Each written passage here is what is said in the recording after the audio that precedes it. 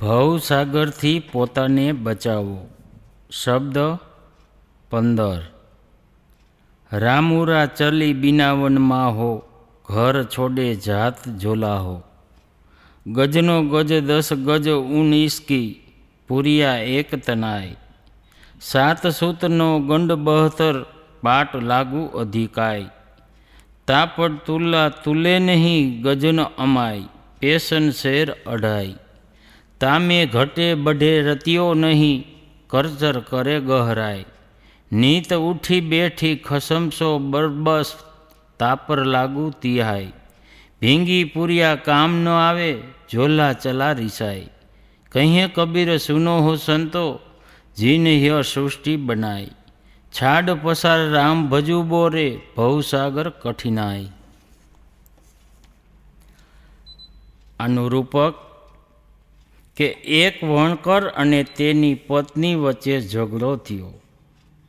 વણકર ઘર છોડી ચાલી નીકળ્યો અને તેની પત્ની કપડાં વણવા બીજે ઠેકાણે જતી રહી. તેણે 9 વાર 10 વાર 19 વાર જુદા જુદા આકારમાં કપડાં વણવા માટે તાણા લંબાવાયા. તેમાં ક્યાંક 7 સૂતરની કિનારી લગાડી, ક્યાંક 9 અને ક્યાંક 72 સૂત્રોની ગાંઠ વાળી જાત જાતના ખૂબ કપડાં બનાવ્યા. કપડાં ઘણા જ બની ગયા. પછી તે વેચવા બેઠી તો વાર પ્રમાણે માપીને વેચવાની વાત તો દૂર, તાજવામાંથી તોલીને વેચવામાં પણ શક્ય ન બન્યું. કપડું એટલું સસ્તું થઈ ગયું કે 1 પૈસામાં 2.5 શેર વેચાવા માંડ્યું. જોકે તે ગ્રાહકો સાથે ખૂબ રકઝક કરતી હતી, પરંતુ ભાવ વધવાની તો વાત જ દૂર, ઉપરથી ભાવ ઘટાડતી ગઈ. નુકસાનમાં ધંધો ચાલતો કર્યો, છતાં ધંધો ન ચાલ્યો. તે રોજ સવારે ઉઠી પતિ સાથે પણ ઝઘડતી હતી, તો પણ કપડાનો ભાવ 3 ગણો નીચે ઉતરી ગયો. પછી તો તેણીએ ગુસ્સામાં ને ગુસ્સામાં નવા સૂતરની આંટીઓ પર પાણી રેડી દીધું. એટલા બધા જ બંડલ પડી ગયા. તેની તો પતિ રિસાઈને ફરી પાછો ઘરેથી જતો રહ્યો. તે કબીર સાહેબ પાસે ગયો. કબીર સાહેબ તેમની સંત મંડળી સાથે બેઠા હતા. તેણે તેનું દુઃખ કબીર સાહેબને કીધું. એટલે સાહેબે કીધું કે હે પાગલ, તે જ તો આ માયાની સૃષ્ટિ બનાવીને પાછો તું એમાં જ ફસાયો છે. અને છોડ અને રામનું ભજન કર, નહીં તો સંસાર સાગર તરવો અઘરો છે. આનો ભાવાર્થ, હે રમૈયા રામ, જ્યારે જીવરૂપી વણકર શરીરરૂપી ઘર છોડી બીજી યોનિમાં જાય છે, ત્યારે તેની સાથે આગામી શરીરરૂપી વસ્ત્ર વણાવવા માટે કર્મવાસના રૂપી માયા આવે છે. જીવની સાથે માના ગર્ભમાં જઈને ત્યાં તેણે માયાએ જીવ માટે શરીરરૂપી વસ્ત્ર વણવા એક તાણો તણાવ્યો, જેમાં મન, 9 તત્વ, સૂક્ષ્મ શરીર, 10 ઇન્દ્રિયો, 7 ધાતુ, 9 નાડીઓ તથા 72 કોઠા નસો કે 72,000 નાડીઓ આ રૂપી સામગ્રી આમાં વપરાણી. આ માનવ શરીર રૂપી વસ્ત્ર બીજા શરીરો કરતાં ઘણું ઉત્તમ બન્યું. આની સરખામણી માનવેતર શરીરો સાથે ન થઈ શકે. પરંતુ દુઃખની વાત છે કે વ્યક્તિનું મન સ્વસ્થ તથા શાંત ન હોવાથી આ 1 પૈસામાં 2.5 શેર વેચાવા લાગ્યું. એટલે કે મોક્ષ, સાધના, યોગ માનવ શરીરને તુચ્છ વિષયો માટે વેચાવા માંડ્યું.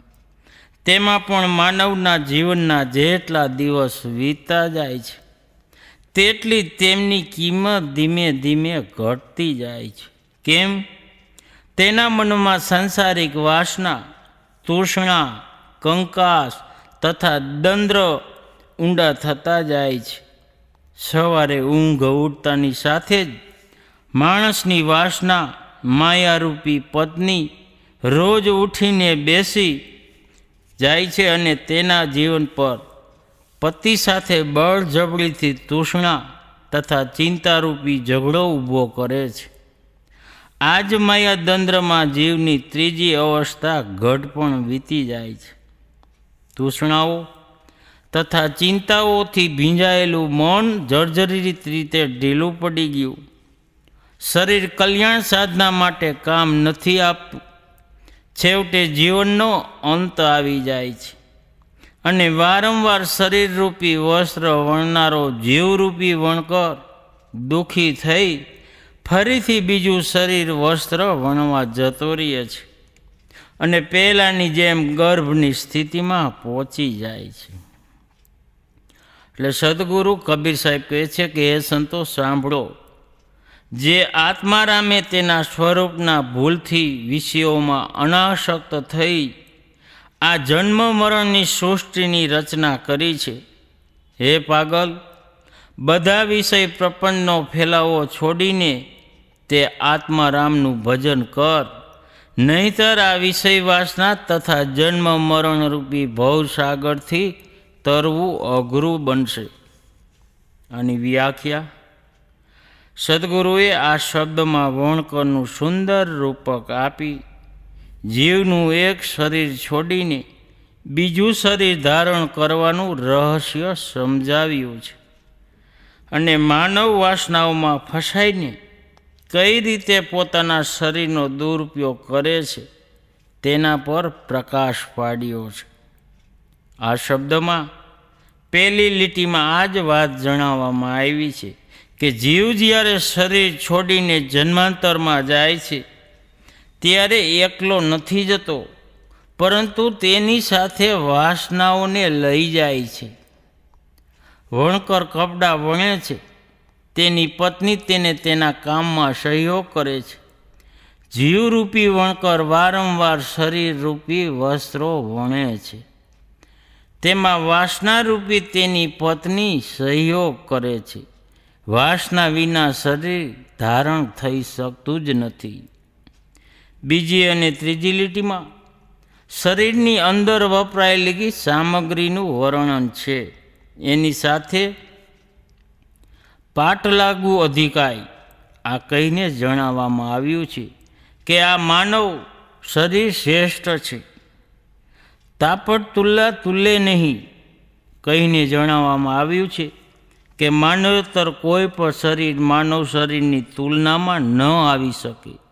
માનવ શરીરમાં સૌથી મોટી દુઃખદ ઘટના છે ગજન અમાય, એટલે કે મન શાંત ન હોવું. જે શાંત મનવાળા નથી તેમનું શરીર પેસર શેર અઢાઈમાં વેચાય છે. અશાંત મનવાળા અનેક વ્યસનો તથા દુર્ગુણોમાં ફસાઈને જીવને કોડીના મોલમાં ખોઈ બેસે છે. મનુષ્ય પર નજર ફેરવવામાં આવશે તો જાણવા મળશે કે કલ્યાણ સાધના કરવા યોગ્ય ખૂબ જ કિંમતી માનવ શરીર મળ્યું છે. તેને કેવી રીતે તુચ્છ વાતોમાં ખોઈ રહ્યા છો? લોકો પતા, જુગાર, ગપ્પાબાજી, પરનિંદા, દારૂ, ગાંજો, ભાંગ, સિગારેટ, તમાકુ, રાગદેશ, કલહ, કલ્પના વગેરેમાં ઉત્તમ જીવનનો નાશ કરી રહ્યા છે. તામે ઘટે બઢરતીઓ નહીં, કરચર કરે ગહરાય. એટલે સદગુરુ કહે છે કે આવી સ્થિતિમાં તો માનવ જીવનનું મૂલ્ય સતત ઘટતું જાય છે. વધવાનો તો કોઈ પ્રશ્ન જ નથી. કેમ? આવા માણસો હંમેશા ઊંડા ક્લેશમાં ઉતરતા જાય છે. જીવન જીવવાની ખોટી રીત અપનાવવાના કારણે જેમ જેમ દિવસો વીતતા જાય તેમ તેમ તેમાં તે ગૂંચવાતો જાય છે. દડો જ્યારે છત પરથી દાદર પર ગબડે છે ને ત્યારે વચ્ચે રોકાતું નથી. તે એક પગથિયા પરથી બીજા પરથી ત્રીજા પર આમના હરવે હરવે હરવે ગબડતો જાય છે અને પડતા નીચે પડે છે. આ જ દશા આ જીવનની છે. જો રાગ, દેશ, કલહ, કલ્પના, ચિંતા, શોક, અનેક પ્રકારના દુર્વ્યસનો તથા વિકારોને કારણે માણસ નીચો જતો હોય અને જો આનાથી બચવાનો પ્રયત્ન કરવામાં ન આવે તો તે સતત નીચે જ જશે. મન મલિન થવાથી જીવનનું આચરણ બગડે છે તથા આચરણ બગડવાથી મન વધારે બગડે છે. ત્યાર પછી તો આ જ ક્રમ ચાલુ રહે છે અને જીવન સતત બગડતું જાય છે. જીવન બગડવાનું મુખ્ય લક્ષણ છે કરકચ કરે ગહરાઈ. મનના દંદ્રો વધુ વધતા જવા મનમાં જેટલો વધારે કલહ હશે તેટલો વધારે કલહ જીવનના વ્યવહારમાં વસે. નીત ઉઠી બેઠી ખસમસો બરબસ તા પર લાગુ તિરાય. માણસ સવારે ઉઠે છે અને ઉઠતાની સાથે તેના મનની વાસનાઓ તથા ખોટી આદતો પર જાગૃત થઈ જાય છે અને તે તેના પતિદેવ જીવ પાસે જબરજસ્તી પોતાની ઈચ્છા પૂરી કરવામાં લાગી જાય છે. કેટલાક લોકો એવા છે કે જે જાગતાની સાથે જ બરાબર કોગળા પણ કરતા નથી, પરંતુ બીડી સિગારેટ મોઢામાં ખોસે છે કે તમાકુ ચૂનો મોઢામાં ઠાસે છે. ભણેલા ગણેલાઓ તો બેડટીની ફેશન થઈ ગઈ છે. મોઢું ધોય નહીં, કોગળા કરે નહીં, ત્યાં બેડ ઉપર ભાઈને ટી જ હોય છે, એને બેડ ટી કહે. સવારે ઉઠતા સાથે જ બેડ પર ચા જોઈ. એટલું નહીં, જાગતાની સાથે જ ગાળા ગાળી, ઉસરા દેશ, બીજાને મૂર્ખ બનાવવાના કિમિયા કરવા અને ચિંતા શોકમાં બળવું, આ બધું ચાલુ થઈ જાય છે. જીવે પોતાના સ્વરૂપનું મહત્વ ન સમજી વાસનાઓને જ બળવાન બનાવી દીધી. હવે તે વાસનાઓ જીવને સતત રડાવે છે. એટલે સદગુરુ કહે છે, તા પર લાગુ તિહાઈ. આ જ વાસનાઓના ગૂંચવાડામાં તો ત્રીજી અવસ્થા એટલે ગઢપણ આવી જાય છે અને આ જ ગૂંચવાડામાં તેનું જીવન પૂરું થઈ જાય છે. ભીંગી પૂરિયા કામ ન આવે, ઝોલા ચલારી સાઈ. સૂતરનું બંડલ જો પાણીમાં પલળી જાય ને તો તે કપડું વણવામાં કામ લાગતું નથી. આ જ રીતે અનેક વાસનાઓ, ચિંતાઓ તથા મૂંઝવણો ડૂબેલ મન તથા જર્જરિત શરીર સાધના યોગ્ય રહેતું નથી.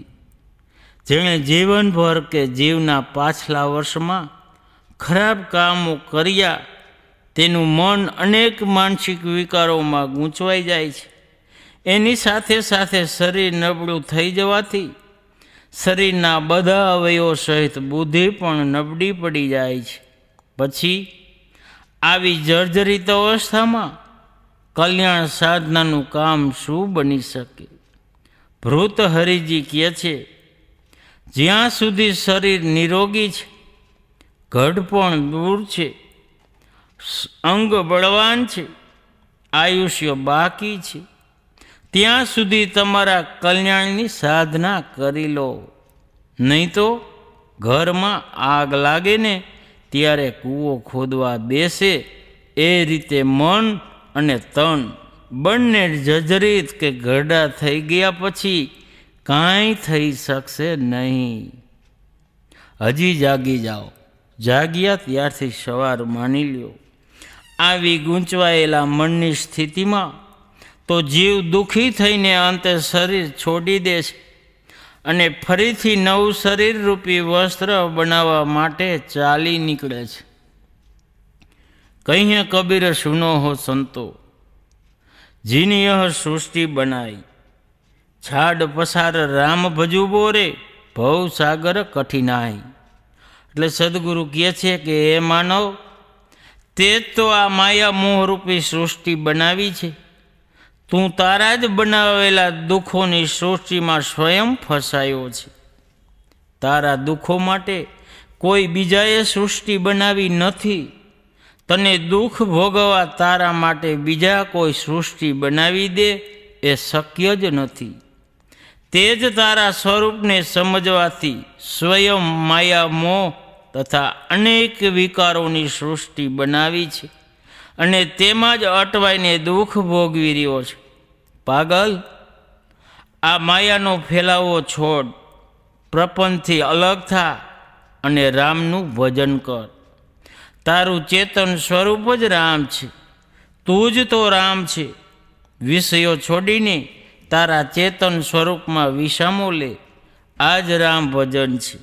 જે વ્યક્તિ સ્વરૂપ રામમાં રમણ કરે છે તે વિષય વાસનાઓ તથા સંસારના પ્રપંચરૂપી ભવસાગરથી સહજ રીતે મુક્ત થઈ જાય છે. અને જે રામ ભજન નથી કરતા તેમના માટે ભવસાગર તરવો અઘરો છે. મનના વિકાર જ ભવસાગર છે. જે આત્મારામ થઈ જાય છે તેમના મનના વિકાર એની મેળે જતા રહીએ છે. તું જ માનસિક સૃષ્ટિ રચીને તેમાં દુઃખી છે. તારી ફરજ છે કે તું તેનાથી વિરક્ત થઈને પોતાનામાં સ્થિત થા.